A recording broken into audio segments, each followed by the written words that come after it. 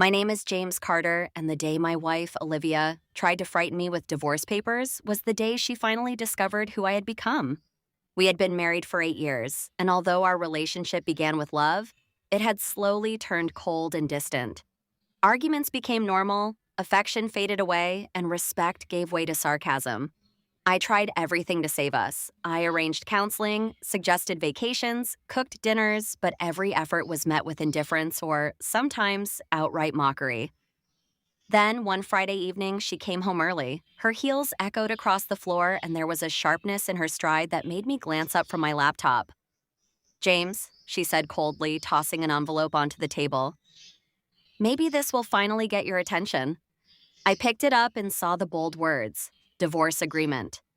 I looked at her while she folded her arms, a faint smirk resting on her face. "Maybe now you'll understand what you're about to lose." I studied her expression carefully, calm despite the storm she was trying to create.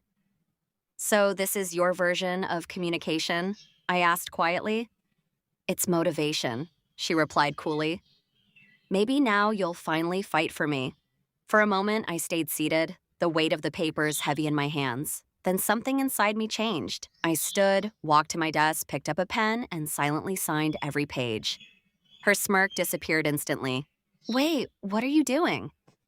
"Exactly what you wanted," I answered softly. "You wanted a reaction. This is mine." I slid the papers back into the envelope and handed them to her. "If this is what makes you happy, Olivia, then I won't stand in your way." She stared at me in shock, her voice suddenly gentler. "James, I didn't really mean—" "No," I interrupted calmly. "What you meant was to manipulate me, to make me afraid. But fear isn't love, Olivia. It's control."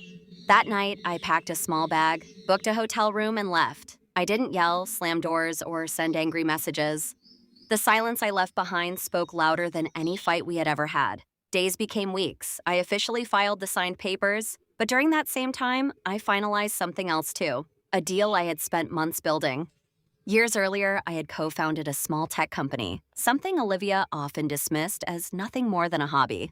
What she never realized was that the company had just been purchased by a major firm in a multi-million-dollar acquisition.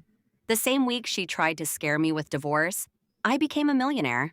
A month later, Olivia called me. Her voice carried hesitation. "James, I've been thinking, maybe we rushed into this. Maybe we should talk." I could hear the uncertainty in her voice, the sudden warmth that only appeared once she realized my life had changed. "I heard about your company," she added casually. "Congratulations." I smiled faintly, though she couldn't see it. "Thank you," I replied, "but I think it's best if we continue with the divorce." "You were right. It's time for both of us to get what we deserve." Silence followed, then a weak, shaky laugh. "James, I only wanted to scare you, not lose you." "You can't scare someone who has already found peace," I replied before hanging up. 6 months later, I signed the final papers, this time with a peaceful heart. I bought a new home, traveled for the first time in years, and reconnected with people I had pushed away while trying to save a marriage that was never meant to survive.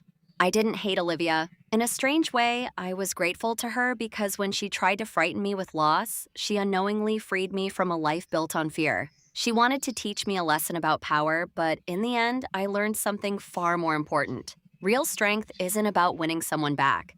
It's about knowing when to finally let go.